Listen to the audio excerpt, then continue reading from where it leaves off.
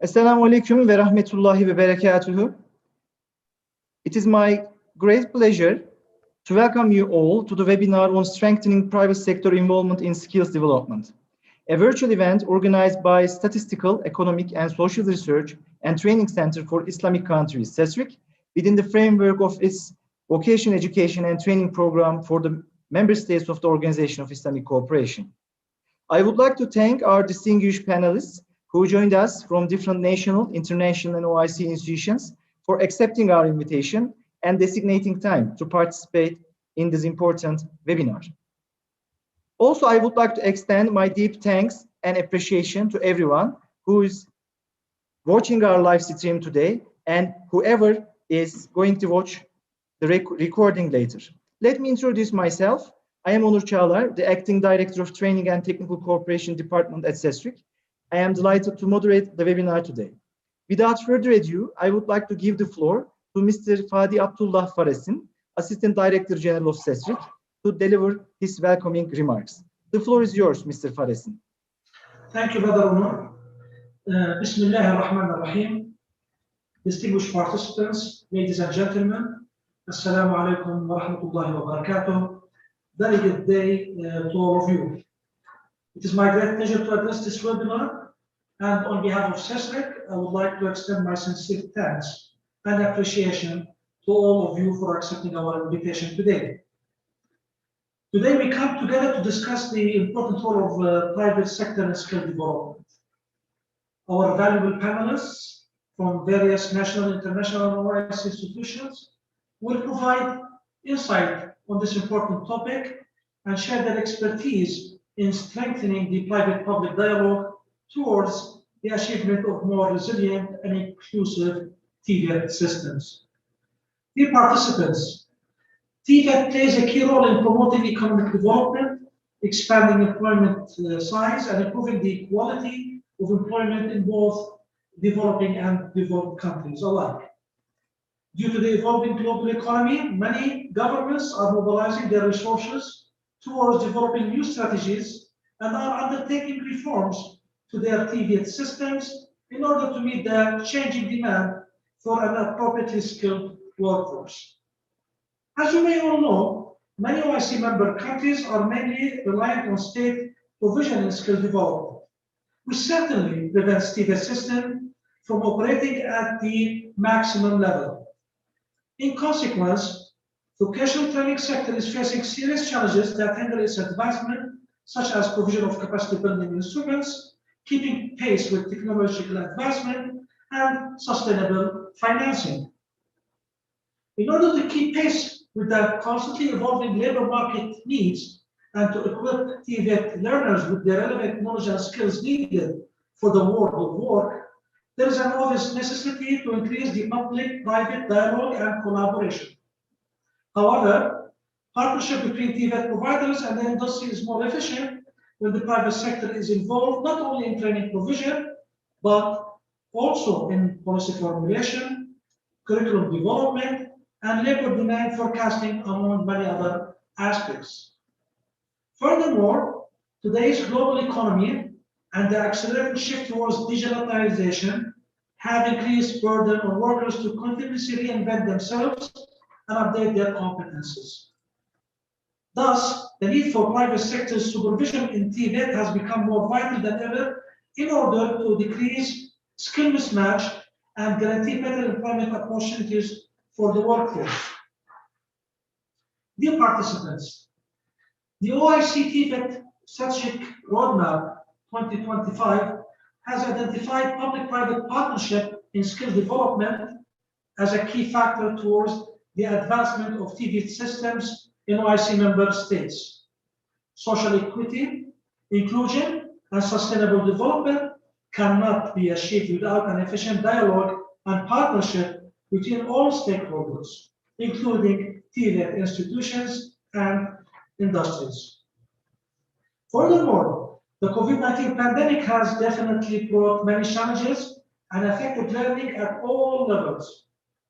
But on a positive note, it is a call for action for TVET education providers to focus on equipping their students with important practical skills and key digital competencies needed to mitigate the impacts of the pandemic and to prepare them for the future of work.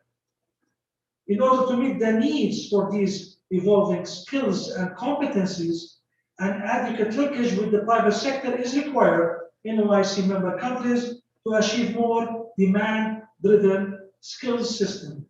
Thus, there is a need for clear policies, an efficient information and monitoring system, strong management and performance evaluation in order to achieve sustainable partnership and reach the desired outcomes.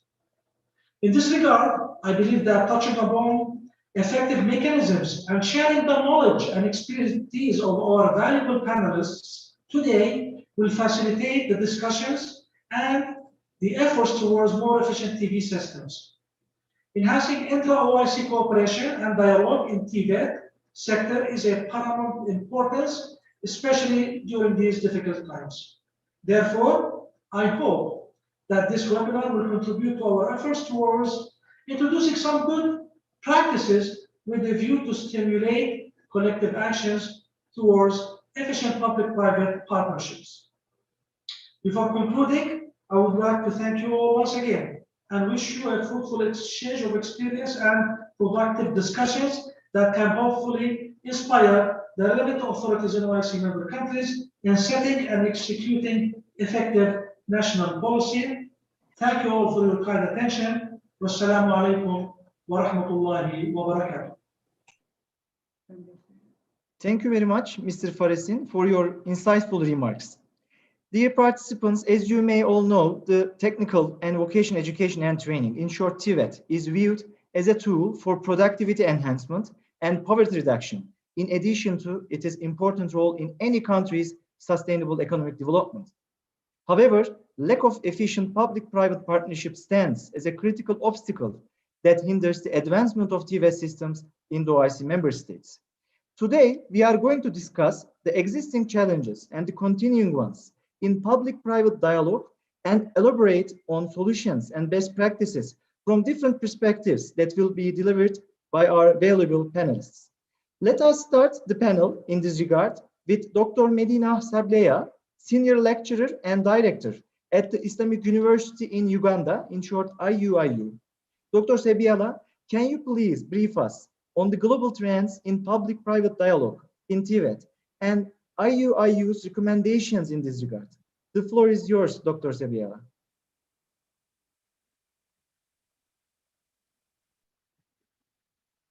Assalamu alaikum wa rahmatullahi wa barakatuh. Okay, Medina Sebia has introduced.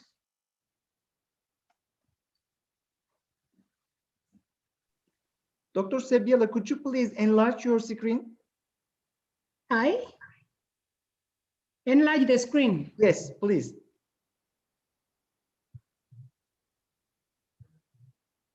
Is that clear now? Yes, it is clear. Thank you very much. We are listening. Rahim. That is the females campus in Uganda. Of course, like the previous speakers have said, TVET in Uganda is looked at in two ways. One that leads to productivity and one that leads to employability. And in that perspective, Uganda has quite a number of policy regulators and bodies. However, in spite of the beginning of the private sector foundation for the last 12 years, there has been an effort to ensure public and private sector involvement in this business. Uganda has close to around 206 technical institutes, but majority of these actually belong to government of Uganda. And despite this effort, we actually see that the discussion of Millennium Development Goals and education for all almost missed TVET within the business. And that is clear that it has, the perception in the 21st century had not necessarily caught TVET eye. IUIU has tried partnerships with relevant bodies in Turkey under Turkish government, but they have not yet been concluded. The purpose really or importance, we know that studies indicate 3 billion people are under 25 years. And that definitely means the youth have to be put to a workforce that has to help all of us if we are going to escape poverty. The challenge that we still have is that TVET is still looked at as a second-class education. Although the 21st century is slowly changing the pace because they think it is going to be the focus that requires specialized knowledge, and it is that TVET is going to become the key agent that will change the education system training so that we eradicate poverty in Uganda and Africa. The different global trends are really many, but the discussion and debate on this actually varies depending on the country and its economic status. For example, issues to do with equity, issues to do with integrating technology, response to the market, and social dialogue. Once these are put in place, we are sure that private sector could be taking off anytime soon. We have tried some collaborating mechanisms. And whereas Triple P is strongly encouraged, we see that there is lack of sustainability of PPEs because of aspects like lacking working partnerships, especially in line with funding in the TVET sector that seems to be quite very expensive. The role of private sector as a client, we all know that private sector can actually meet employee expectations, and it can close the missing link within the training gap that government has actually created. Because with those 206 institutions, you will realize that there is no increase in productivity and there is no increase in job creation, especially for Uganda's case. The role of private sector as a provider, we know that provision of service can actually take different shapes. Whether it is on job, off job, or workshops, I know that if private sector is entrusted and supported by government and other bodies, they can actually reach this objective. Why involving private sector? It is mainly three: investment, efficiency, and effectiveness. We all know that the private sector has a clear style of doing work and clear impacts and productivity that it brings in terms of style. So if private sector is engaged, we are sure that we will get there. The role of collaborating with the private sector. We all know that the role in here are many. They range from laws to curriculum development to increasing relevance and effectiveness and creating an impact.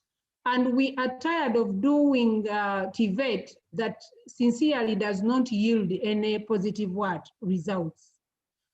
So we try and recognize the effectiveness in terms of the strategies, and these are many, but still, these range from country to country, institution to institution, although for Uganda's case, it is majorly still informal, as we shall see in the coming slides. So here we look at aspects to do with flexibility, consultation and negotiation, participation in e-discussions, because we are now in a new normal, and fostering innovations. So these vary depending on a country and its economic status and what they can do.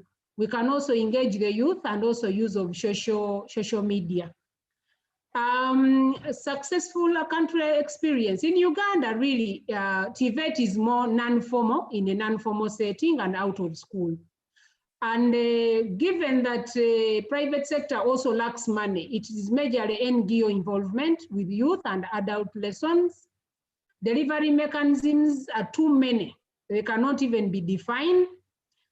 They have, although, been very successful in creating linkages, especially in financing and the labor market in terms of information and closing the gap between the market and the training. They run both short and long-term courses. They majorly use part-time staff.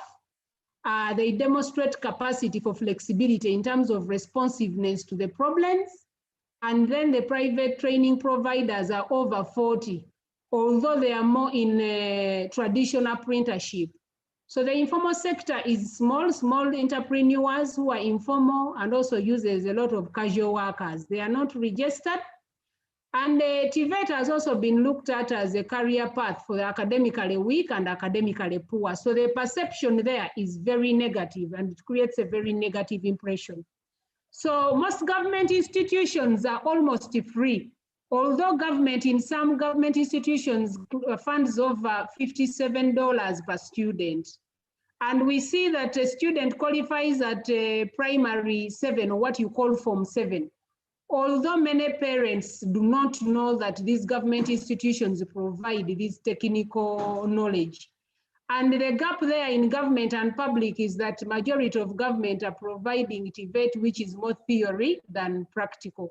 So we look at it in terms of elimination process. When you say Form 7, a student at Form 7 must have scored 27 aggregates for them to qualify to go to those schools. So whereas we talk of VET and TVET technical schools, we see that 40 belong to government, 16 are private. But even the private are still stumbling and they lack quite a number of issues like funding. So total admissions stand at 3,360 because every institution can take up around 60. But still this shows a drastic reduction in admissions, which is attributed to poor career guidance. So in conclusion, TVET is a very costly venture. It is mainly traditional apprenticeship in Uganda. Majorly people who carry it out are very small, at very small scale level. There is need for government to systematize the traditional apprenticeship, design the guidelines of how it can run, because it seems to have a certain level of success. And then TVET should be brought within formal education. That is why IUIU was trying to make the partnerships with Turkey, so that we consider it as a career growth path that can change the attitude that TVET is a second best alternative as a means of education, so that we can see our universities and countries develop from where they are to where we want them to be. I thank you very much for listening to me. These are some of the projects Females Campus is working on with the project called SENA. We have a tailoring school that is being funded by one of the NGOs in Turkey, and it is free of charge for the needy girls. You can actually see that we're even given some 100 tailoring machines that we distributed to them. So these are needy girls, and when they complete, they get a tailoring machine. This is one of the projects that we carry out every end of the year. It is called Banglilo. We normally collect all girls in the country, around 1,000 of them. We bring them together and teach them 1, 2, 3 skills for a period of 1 or 2 months. And we give it that to public free of charge. So we normally look for funders to help us run this project as we formalize TVET in IUIU. I thank you very much for listening to me.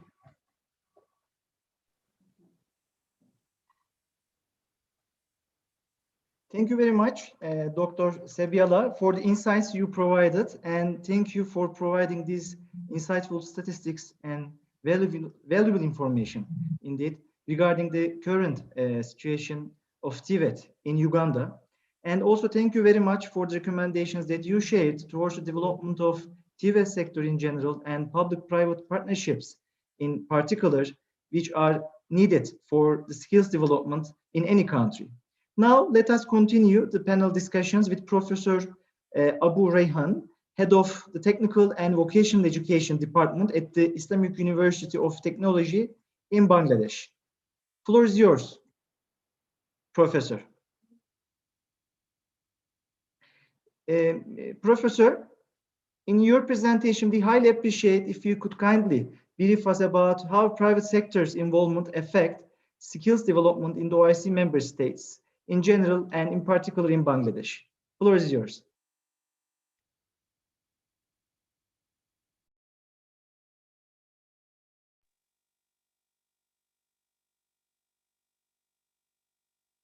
Dear Professor, could you please unmute yourself? Okay, Bismillahirrahmanirrahim. Can you listen me? Yes. His Excellency ADG Sesrik, Director Onuchala, Miss Semiha Madam, Dr. Madina IU, and my dear panelist, Assalamu alaikum wa rahmatullahi wa barakatuh. I would like to welcome in my presentation. As you have seen, the title of this very brief presentation is Strengthening Private Sector Involvement in Skill Development. So I, Professor Dr. Muhammad Abu Raihan, Head, Department of Technical and Vocational Education, Islamic University of Technology, IUT, OIC, Bangladesh. Would welcome all of you for enjoying my presentation today.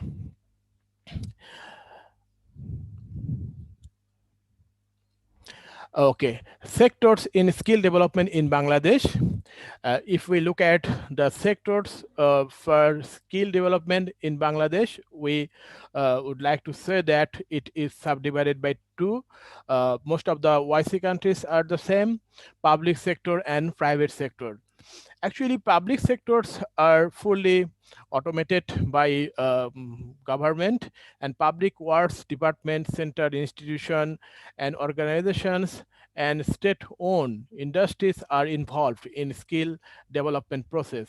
And these public sectors are very rich sector in Bangladesh, and they are, self-sufficient, I have to say, because they have infrastructure and the financial states are really good, and most of the TVETs institutions are under this public sector. Well, there have a lot of private sector institutions much at the rural area. Example, agriculture. As you know, Bangladesh is an agricultural country. That's why we are fully dependent on different technicalities in this specific area: agriculture, carpenters, civil, garment sectors, manufacturing, and electronic servicing, etc. This public sector is also subdivided by two: formal sector and informal sector. And if we look at the formal sector, there are more than 5,000, 5,206 institutions or technical training centers are currently involved in skill development process, according to the source Bangladesh Technical Education Board. So these private sectors are fully, running or governing by the formal sectors in institution in Bangladesh, and there have a lot of informal sectors. Those are also responsible for skill development, but the statistics are not available. It will be more than, the number of the institutions will be more than the formal sectors in Bangladesh.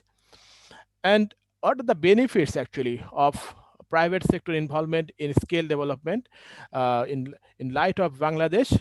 If we look at the country population, we have 160 million population in Bangladesh. Those are densely populated areas or countries.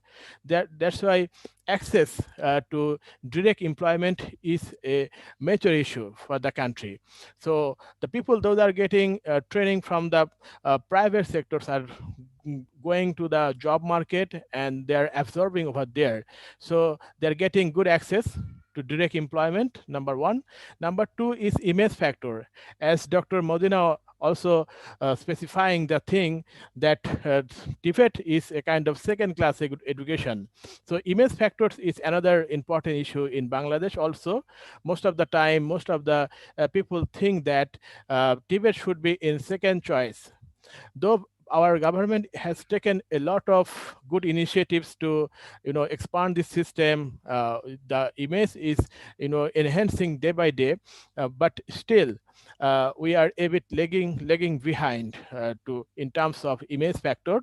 But private sectors are working hard and soul to improve this image, as a number of graduates are graduating every year and they are getting good jobs different places and improving the status also.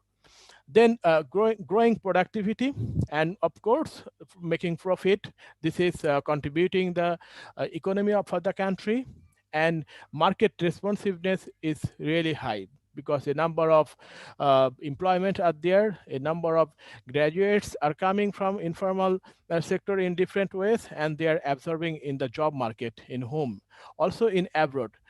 Okay, this is another point which is called entrepreneurship development. Sometimes TFET is replaced by the term entrepreneurship education, because the main objective of TFET is not to seek a job, rather to create a good job.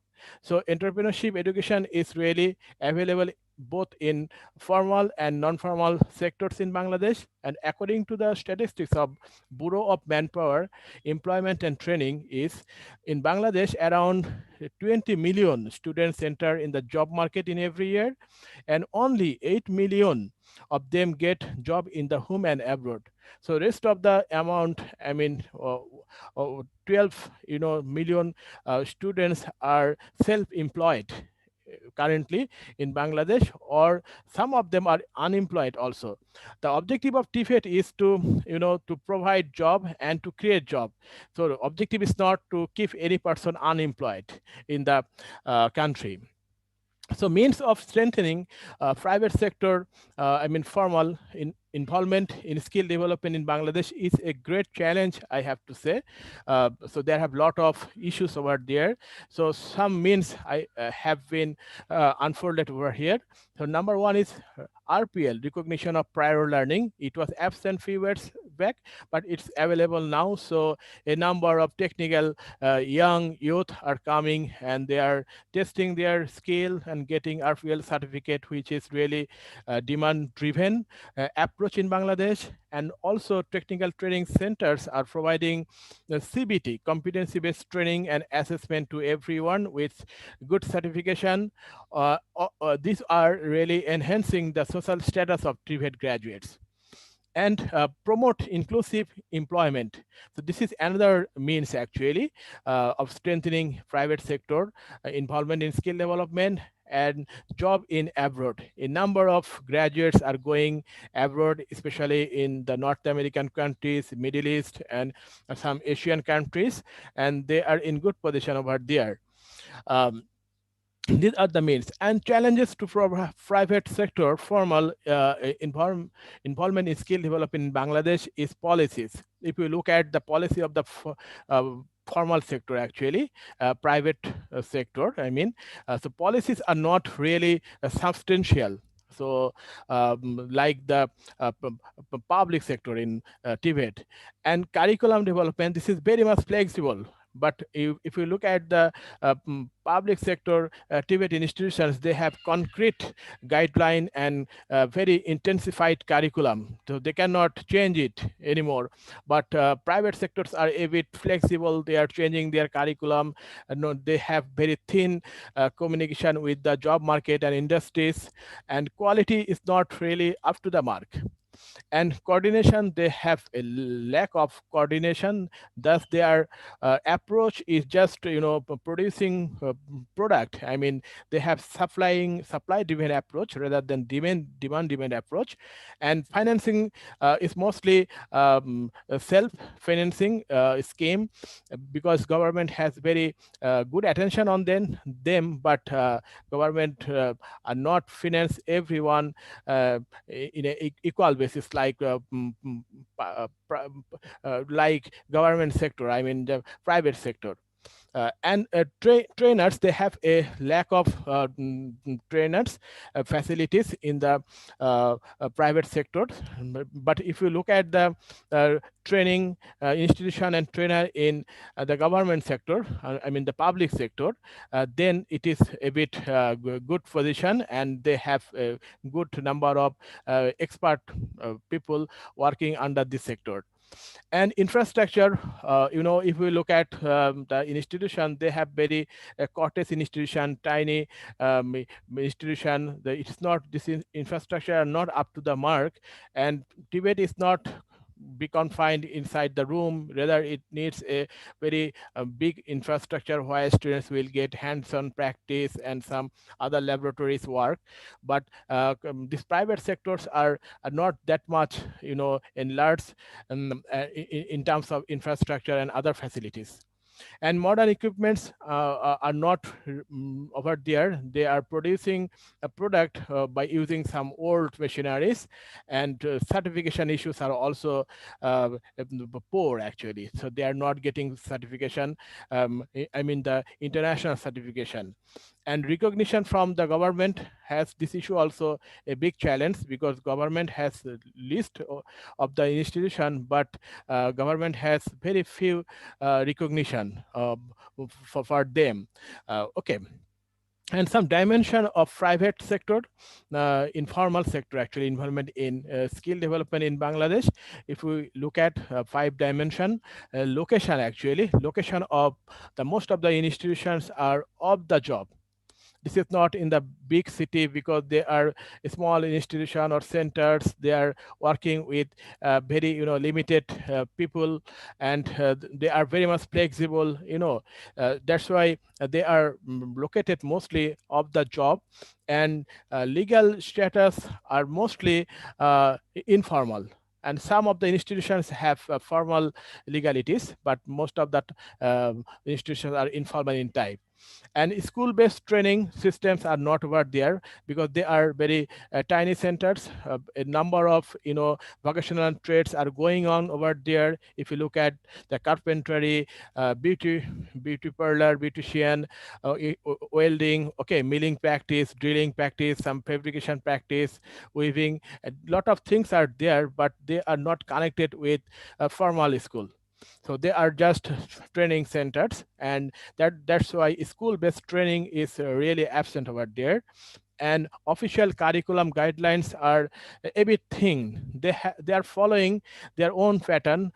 Some of the institutions have been taken permission from Bangladesh Technical Education Board, or most of the institutions are self-driven with their own curriculum and guidelines. And assessment for certification, this is also poor. So I have to say it's no. These are the dimension of private sector, mostly informal involvement in skill development in Bangladesh. As I have given very small light on the issue, the argument is public and private sector should jointly work. So joint efforts should be there, and these joint efforts are highly required for strengthening the private sector involvement in skill development. Thank you. If you have any more question, so please, you are welcome. Thank you very much, Professor Abu Rayhan, for the comprehensive presentation. Very pertinent and very valuable information indeed. Thank you very much for the insights you provided. Now I would like to give the floor to Mr. Gökhan Dikmener, Technical Specialist at UNDP Istanbul International Center for Private Sector in Development, a long-standing partner of CESRIC. I would like to mention here that CESRIC and UNDP IICPST in 2017 jointly developed and published an important document, namely Best Practices, Guidelines and Toolkit on Engaging the Private Sector in Skills Development. The document aimed to provide information and examples of private sector engagement in skills development at national, sectoral, and local levels, and provided insights on strengthening public-private partnership in TVET sector. Following this remarkable study, CESRIC, UNDP, IICPST, and UN Office for South-South Cooperation signed a statement of intent to unleash the transformative capacity of the private sector engagement in South-South and Triangular Cooperation for the successful achievement of the Sustainable Development Goals. In that perspective, there are many things that have been done in the past, and now I think Mr. Gökhan Dikmener will explain us more. And of course, we relying on his vast experience in private sector involvement in skills development. Gökhan Bey, we highly appreciate if you could kindly share with us some good practices and effective mechanisms that enhance public-private partnerships and dialogue in TVET, so that these best practices and good examples can be replicated and scaled up in different country contexts in OIC region. At the same time, I think today you will be briefing us about a new initiative of UNDP together with ERPD on skills for an inclusive future. So, Gökhan Bey, we are here to listen you. Floor is yours. I would like to thank you, Onur Bey. First of all, we always appreciate the partnership with CESREC, and we feel like this is a very fruitful and promising cooperation, because we are strengthening our partnership. We are contributing our partnership with very diverse backgrounds, but we are working for the same goals, bringing a better life for many people through skills and engagement of the other partners.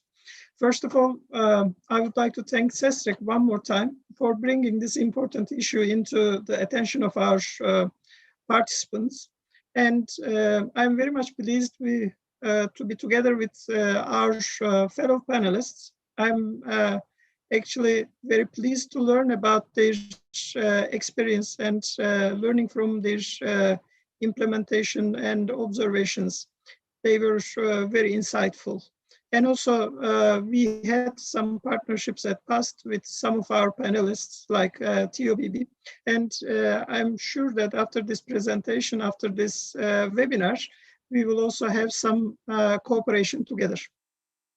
And I also thank our participants for joining us in this discussion. And I would like to start with this initiative, the joint initiative of EBRD and UNDP IICPST. It is actually a response to the need for engaging the private sector more into skills development. And it is also driven by some of the major changes, some of the major trends that we are observing nowadays. And when we look at the world and how it is affected by different factors nowadays, we see that the technological change and automation is a major driving force nowadays for many industries. And also we see a change in the demographic structure. On one side, we have the aging populations, and on the other side, a bulging youth population in developing countries. And we also, as a result of these trends, see migration flows. Some of them are also political, and some of them are economic, but there are also some ecological reasons that are driving people to migrate. And in relation to ecology also, we see that the future should be green and digital, because these are some bottlenecks that we are observing today, and our societies will respond for greening and making economies more effective through digital solutions.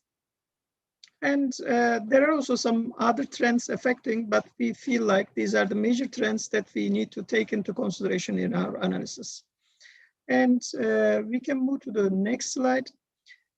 In response to these trends, jointly with EBRD, we established this Skills for an Inclusive Future platform.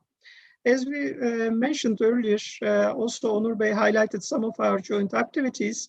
UNDP and EBRD have already been working on this areas, private sector engagement in skills development. They both have their own initiatives with various private sector actors. So we thought that it is time actually to bring the private sector in a more prominent role into skills development space. And we would like to utilize their strengths and capacities to equip and to equip the underserved populations and to meet the labor market demands. By this way, we will be able to improve inclusion and at the same time economic growth in many parts of the world.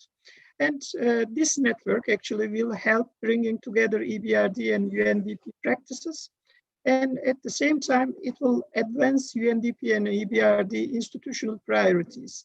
I will also briefly mention how this is focusing or how it is contributing to EBRD and UNDP priorities. Please, we may continue.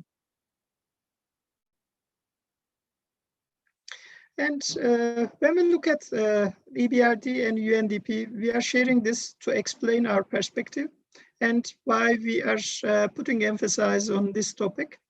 EBRD and UNDP both coming from an inclusion agenda, inclusive economic growth and inclusive human development.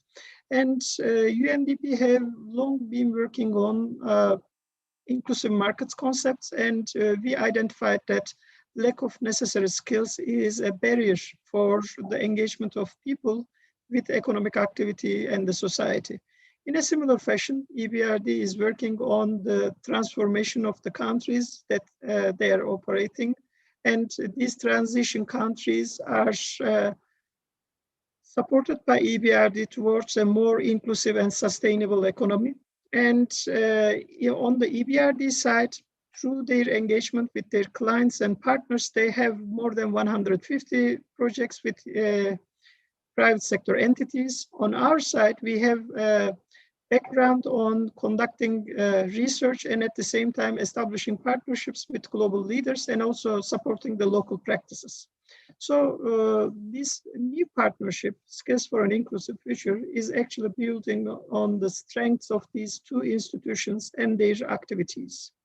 And in this joint engagement, in this joint initiative, we will be providing new partnership opportunities. We will be sharing the best practices from our implementations and as well as our partners into implementations. And I believe that with the participants of this webinar, we will also have chance to cooperate and work together. Please, we may continue. And this graphic is actually showing how we are seeing the ecosystem and how we are positioning the various actors in the ecosystem. And we will be targeting basically the underserved populations, MSMEs, and national ministries and Tibetan institutions as the final beneficiaries. But our real impact will happen through our partnerships with the private sector entities. So we will be actively working with the private sector entities and engaging them to serve to our target populations. And we will be also cooperating with the thought leaders like CESRIC and research institutes like the universities and the academic institutions and other project implementers. We may proceed. Thank you. And our impact will be happening through partnerships, innovation, and the inclusion policy, advancing the inclusion policy. So basically, in this network, we will be looking at how we can foster the partnerships, and also we will look the partnership dimension when we engage with any private sector entity. And we will look also for innovative approach to skills development, especially that are bringing a higher level of inclusion. And at the same time, in our all activities, we will look for inclusion and we will try to turn this into a policy in the countries that we are operating. So we will be collecting the good practices on inclusion and at the same time promoting it in our activities, in our projects and project engagements. And through our engagement with the governments and the policy institutions, we would like to turn also this inclusion dimension into policy activities. And this will be done through our partnership services and resourcing initiatives and also policy dialogues that we are having regularly with the governments and institutions. And in conclusion, I would like to say this new initiative is actually aiming to synergize the strengths of our various partners and learn from their initiatives and share these learnings with a wider audience to make inclusion and inclusion through skills and digital transformation a path for economic empowerment. Thank you.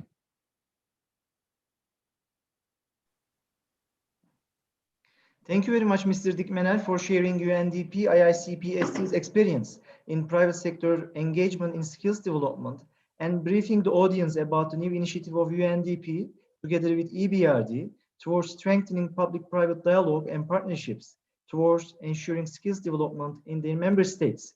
Indeed, it is very important, and I am very glad to learn that this new initiative also provides opportunity for synergize partnerships with different national, international organizations. And with this opportunity, I would like to congratulate you in these efforts. Now, let us move to hear International Labour Organization's experience from Ms. Gizem Karslı, National Officer for Employment. Ms. Karslı, could you please deliberate on various levels of public-private partnerships and how can we achieve effective responsibility sharing between stakeholders? I mean, private and public. Floor is yours, Ms. Karslı. Thank you very much, Onur Bey, for the invitation, first of all, and for having us to say what we think on the issue. So before following with my presentation, which I will be trying to present an ILO perspective to private-public partnerships, I would like to highlight the fact that these discussions that we are having is very crucial, as Dr. Madina has also highlighted, to fight against youth poverty and to make sure that anyone has access to decent jobs. So these discussions may be focusing on the structural level issues, but in the end, they are key in ensuring that youth have access to decent jobs and anyone at working age has an access to decent jobs. So I would like to first highlight that importance, and then now I'll be proceeding with my presentation. I think now you can see the presentation. Yeah. So the colleagues who have taken the floor before myself has already provided an extensive approach to private-public partnerships and the role of private sector involvement in skills development. What I will try to do is focus a little bit of what I think it's fair to call a responsibility sharing principle.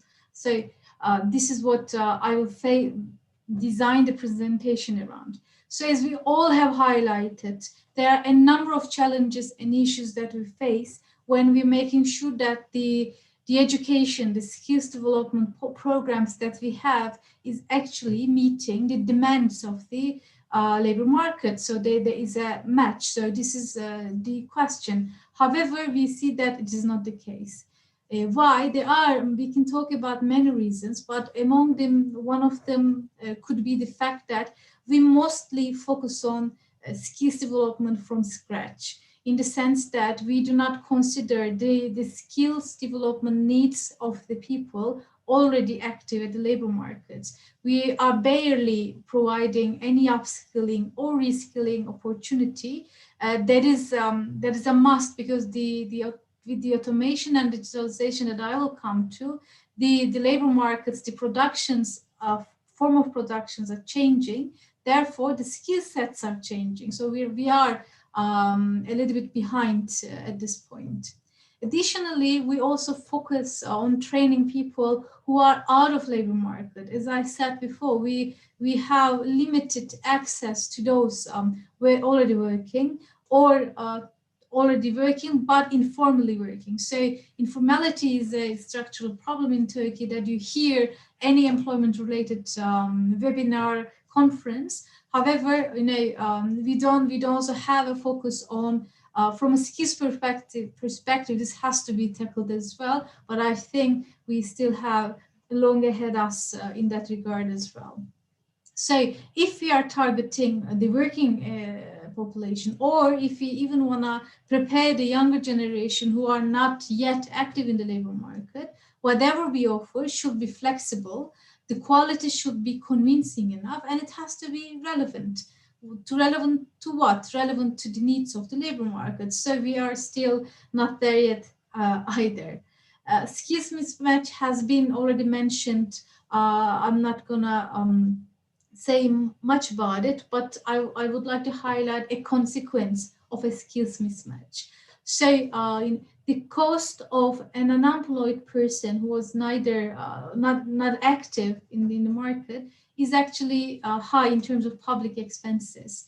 So if we actually put these expenses into developing the skills of a young person, or let it be theoretical training, let it be an on-the-job training, then actually we can offer a solution to skills mismatch while turning the public expenditure to an investment instead of a waste. So that is very important when talking and promoting about, when ensuring ownership of skills development programs. I think a comparison of the public expenses of it's a key advocacy element. So as for the topic of our webinar, I will be mostly focusing on the challenge that is we have been talking about the most, limited involvement of the industry in the skills development system. So yes, we know that especially in Turkey, we have the legislation is very strong and in place in terms of on-the-job training, active labor market policies, in terms of apprenticeship education, and many. We have quite a comprehensive and lifelong learning program. All are very comprehensive, and legally they have so many guidelines in place. So this is one thing, but of course, while we have all these things in hand and ready, how up to date they are is the question. To be able to have them up to date, first, as I said, they have to be developed, they have to be monitored and updated where needed, in line with the needs of the sector, needs of the private sector. Especially, again, I would like to say there are some mechanisms in place in Turkey that has been established to serve that purpose. What are they? They are employment and education councils at district level. So each city has these councils, and trade unions, employer organizations, as well as the public sector is represented there. So they are led by chaired by the National Employment Agency for now, if I'm not mistaken. So they actually have a tool that they can come together, decide what the problem is, and try to solve in a collaborative way where all social partners are sitting at the table. But how much these mechanisms are used, I think, still a question mark. So especially for Turkey, I would encourage active use of active convention of these councils, whereas for the other countries, I think that is the best practice Turkey can present. Having this provincial level councils is something colleagues from different regions can look into. So as I said, we have listed some issues and challenges, but there are external challenges that we cannot avoid. What are they? They are, as discussed in a previous seminar organized by CESRIC again, automation, technology, globalization, climate change, digitalization, and the changing demographics of our world. Although whether it's getting younger at some parts or getting older at some others, which is actually shifting the overall labor market policy, social security discussions a lot. So these we always have to have in mind.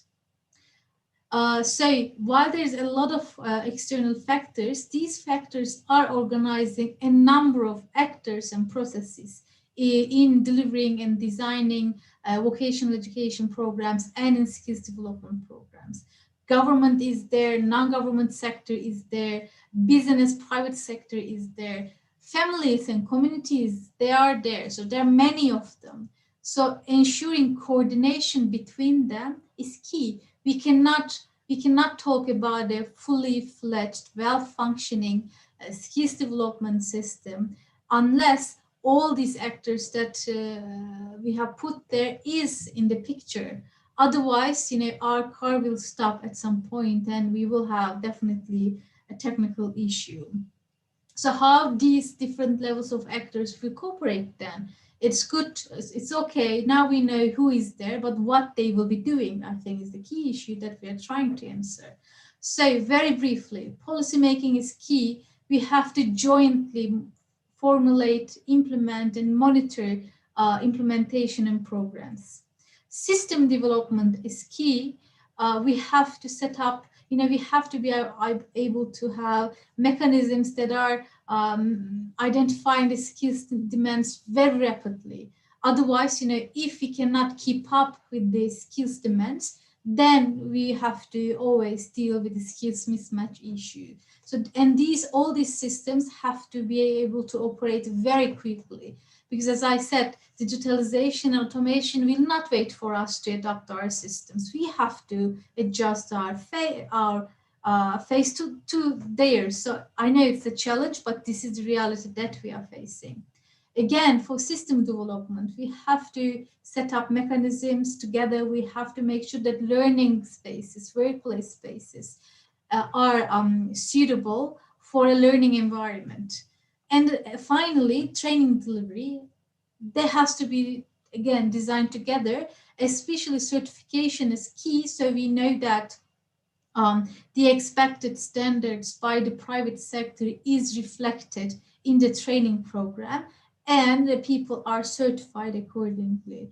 Again, at this regard, Turkey has quite an extensive system in place. We have national certification body that are currently developing this standards for different occupations, and they're internationally valid. This is a very good practice. However, they're not at a place where they cover all the occupations out there. This is one maybe a setback. Secondly, how much of these national standards are implemented at local level in reality, this is something we have to pay attention to. So far what we have mentioned that the skills are not, they're not one piece. They have to be revised and updated in accordance with the external factors. So can you imagine how a shoe factory was working in 50 years ago is completely different in today's world, let alone all the technological, the automation, artificial intelligence and everything. With these, we're talking about another world of work, actually. And when we are talking about the other world of work, we always keep telling that people have to develop their skills. People have to reskill, upskill. But who will be doing that? So it is, as the ILO, the most critical message that we would like to pass is that when we are preparing ourselves and our systems for the new world of work, the responsibility sharing principle is essential. For an employer to be able to retain his or her job, this person should be given the responsibility of develop his or her skills. This should not be merely his or her responsibility. The company, the employer has to take a responsibility. The public sector has to take a responsibility. Otherwise, if we leave all the responsibility to the workers themselves, it's going to be okay, unless you develop your skills, I have to fire you and bring over new labor force. That, first of all, that is costly. That is not in line with the decent work standards, international labor standards that we advocate for. And then it will result in a constant turnover. For that, when discussing the responsibility and the role of private sector, I also include the employers in it. I would like to highlight the responsibility or the importance of the responsibility sharing principle. Maybe you call it the burden sharing principle, and then finish my presentation with that focus. Thank you very much to Sesrik again. Thank you very much indeed, Ms. Karslı, for the valuable insights and comprehensive presentation. And thank you for clarifying the role of various actors and processes through your presentation. Thank you so much again. Now I would like to give the floor to our final panelist, Mr. Hasan Çağlayan Dündar, advisor to the President and Head of Department at the Union of Chambers and Commodity Exchanges of Turkey, TOBB, who is going to elaborate on Turkey's experience in public-private partnerships in the TVET sector. Mr. Dündar, can you please inform us about Turkey's experience in strengthening public-private partnerships in TVET from the perspective of private sector, and perhaps some success stories that proved the efficiency of national policies in this regard? If you are ready, I can give the floor. Yes, I am ready now. Thank you so much. Floor is yours. Thank you, Mr. Moderator. Dear participants, ladies and gentlemen, Assalamu alaikum wa rahmatullahi wa barakatuh. It is my great pleasure to represent the Union of Chambers and Commodity Exchange of Turkey, TOBB, in this important webinar, strengthening private sector involvement in skills development. Let me introduce myself first. I am Hasan Çağlayan Dündar. I work as an advisor to the president as well as the head of industry and R&D department at TOBB. I would like to start my presentation by congratulating CESRIC for organizing this important and timely webinar. I would also like to thank Mr. Onur Çağlar and his team for inviting me to take part in this event. Within the framework of my presentation, I will talk about the projects and initiatives of TOBB on this important subject. As you may know, TOB is the Turkey's largest non-profit, non-governmental organization. TOBB is a supreme professional organization and legal representative of the private sector in Turkey. It has 1.5 million members, companies, and entrepreneurs. TOBB members have 15 million registered employees across the country. TOBB members provide 70% of employment in Turkey. So we attach the great importance to the development of the employee skills and vocational training. Here, I would like to mention that vocational training and skill development programs and among the most important agenda items of TOBB. As you know, skills development is essential for the socio-economic development of any country. In this regard, as TOBB, we believe that the private sector should have a key role in skills development process. And also private sector organizations can contribute to reducing skills mismatch. Now, I would like to further explain the projects we have done in this field. The first one, which I would like to highlight, is Skills STEM project. With the framework of this project, we, as TOBB, work together with the top University of Economics and Technology, relevant ministries, and the Turkish Employment Agency. This project is a unique example of a public-private university partnership that has been acknowledged by various national and international institutions and organizations on different platforms. On this project, the private sector is located at the center of the vocational training system through local chambers of commerce and industry. Technical and vocational courses for the unemployment are designed according to requirements of the industry to increase their employability. This project was formulated flexibly. For example, firms can share their view and provide feedback about the curriculum of the course, and they can choose their trainers. With the scope of the project, more than 200,000 unemployed people were attended the technical and vocational training course and accordingly employed by different participated firms in the project. In 2012, within the scope of the project, we organized an experience sharing program for the benefit of Islamic countries in cooperation with TOBB, CESRIC, and Islamic Development Bank. The second project which I would like to mention is that the Vocational Training and Skills Development Cooperation Project. This project aims to evaluate labor demands and to provide training programs to develop the capacities and increase the number of the qualified labor forces needed by the sectors. The project works through matching the trainees and the technical and vocational training course to be organized through the local chambers, commodity exchange, and the Turkish Employment Agency provincial directorates. The trainers who are complete these courses may find an opportunity to be recruited by the companies. Last but not least, the third project is cooperation protocol concerning vocational high schools. With the framework of this project, we partnered with Top University of Economics and Technology and the Ministry of the National Education of Turkey.